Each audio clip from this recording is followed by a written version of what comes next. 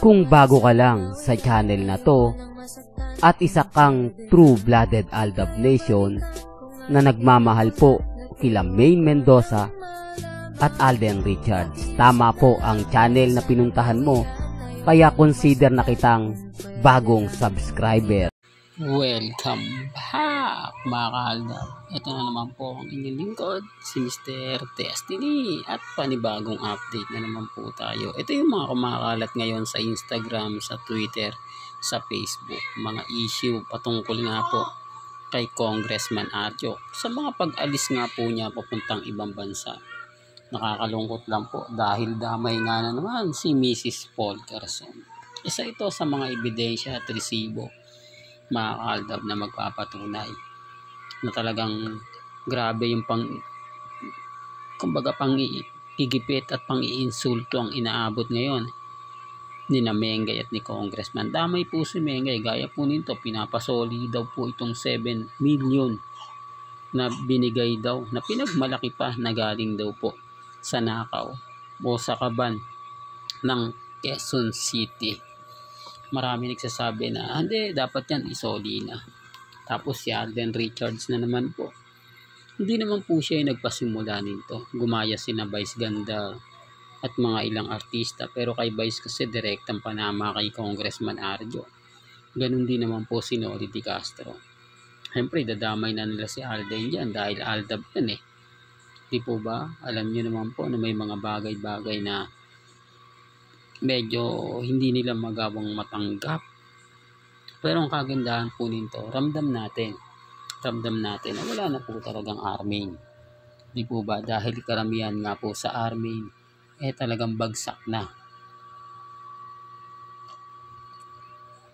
Yung tipong wala na talaga. Yung tipong dating nagmamahal kay Mengay, ngayon dumidistansya na. Real talk, kasi naggulayuan na mga malalapit kay Congressman Arjo, nag-aalisan na kasi alam po nila nasasabit sila. Alam po nila na yung mga napapanood nila, napapakinggan nila mga bali-balita, iniiwasan na po nila. Gaya nga po ng sa tatay nga po ni Congressman Arjo, sunod-sunod po yung mga pambabash. Tapos biruin nyo, sa loob po lang ng ilang taon, nanunungkulan po si Congressman Arjo. Mahigit 20 ang naibiyahe niya. Grabe, ganun kalupit po mga kaaldab. Kaya hindi niya maiaalis mga kaaldab na magalit po talaga karamihan ang mga taong di po ba? Kasi paano ba naman at sino ba naman po hindi magagalit? Kumbaga ginawa pong pasyalan ng ibang bansa. Di po ba? Lalo na sa Switzerland, Italy. Grabe ang mamahal daw ng pamasahe yan sa Europe. Kung titignan nyo, buti kung Hong Kong lang yan na napakalapit. Hindi po ba?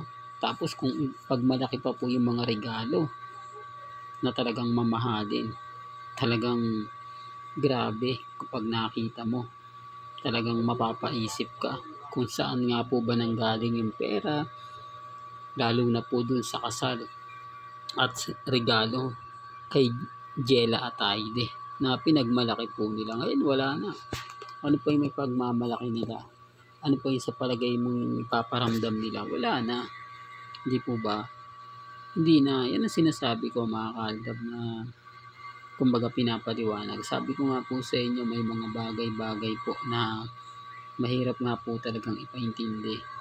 Mahirap nga po talagang sabihin, ipaliwanag, lalo na po kapag ang pinag-uusapan sina Congressman at si Mengay. Pero dito tayo kay Alden Richards at kay Maine. Medyo nawala na po ata yung sigalot kasi nga po mga kaaldab, si Mengay at Alden Richards for the very first time pinagsama na ng Bibo. Hindi po ba? Hindi po ba nakakatuwa ito? Hindi po ba siguro ito na po yung simula? Ito na nga po ba yung paniwala o panimula sa mga bagay-bagay dahil wala nang pumipigil o wala nang tapang ngayon o wala na yung mga masasabi nating padrino na kumakampi sa Sarsuela, o baka natakot na nga po sila dahil nga po makakasama sila, o sabihin na natin mga kaaldab na ayaw nilang maimbestigahan, ayaw nilang kumbaga masama, di po ba? Ito yung sinasabi ko, nasaan na po ba yung mga kaibigan ni Congressman Arjo? Bakit hindi magsalita si Ibiang? Dahil nga po mga kaaldab, mababati ko sila kasi yung unang kumakalat yung issue. Kaya nga sabi ko sa inyo, pumapabor na po ba sa atin yung panahon? Lalo na po ngayon si Mengay at si Alden Richards pinapakita na ng bibo. Ito yung kagandahan, hindi na rin nagre-react si May. Kasi hindi naman po talaga si Mengay yung unang nag-react yan eh. Yan yung admin na talagang napakalaking kasalanan niya kay Maine Fulkerson ngayon dahil si Mengay nga po yung nababash, si Mengay nga po yung napag-iinitan dahil nga po sa kapalpakan nila, dahil nga po sa ginawa nila, dahil nga po sa mga bagay-bagay na talagang maiinsultot, maiinis ka talaga. Kaya nga sabi ko sa inyo, yung mga taga-district 1, normal lang po na magalit. Di po ba? Hindi naman po sa kumbaga sinasabi ko na kampihan po natin. Ramdam ko ikaw ba naman bahain? Di po ba? Tapos malalaman mo yung pera na dapat doon dinala po nila sa ibang bansa. Binili ng mga regalo. Di po ba? Sino matutuwa? Dating fans ni Mengay, basher na po niya ngayon. Di po ba? Magnanakaw daw, etc. Lahat na masasakit, ibabato po sa kanila. Lahat ng mga hindi maganda at kaaya-aya, maririnig mo talaga sa kanila. Yun po yung sinasabi kong galit. Yun po yung sinasabi ko na kumbaga hindi may iwasan. Yung galit na sa kanila mo lang po talaga makikita at sa kanila mo lang po talaga mararamdaman.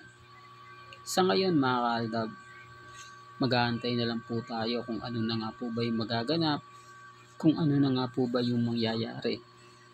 Kung may magsasabing ganito, magsasabing ganyan.